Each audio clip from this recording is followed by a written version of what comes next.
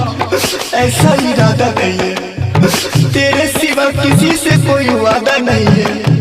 निकालूं कैसे दिल से तेरा प्यार, तुम किसी दिल में और किसी के लिए दरवाजा नहीं है। तोरे में बसल छै हमर प्राण गे, दू गो दिल छै बाकी एक गो जान गे।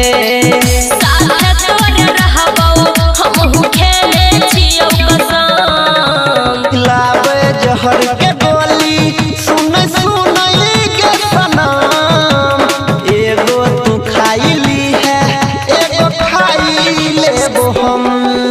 खिलावे जहर के गोली सुन सुन के सनम, एगो तू खाई ली है एगो खाई लेबो हम।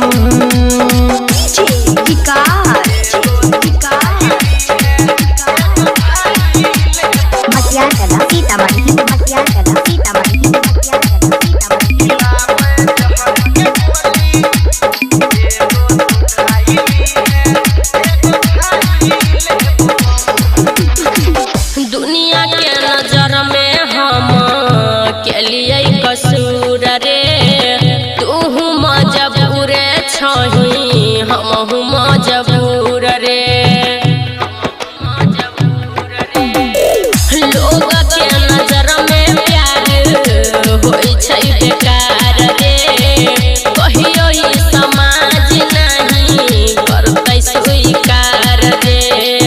बन जाय छै लोग काहे तना बेरहम, लावे जहर के गोली सुन सुन के सनम, एगो तू खाई ली है एगो खाई लेबो हम। लावे जहर के गोली सुन सुन के सनम, एगो तू खाई ली है एगो खाई लेबो हम।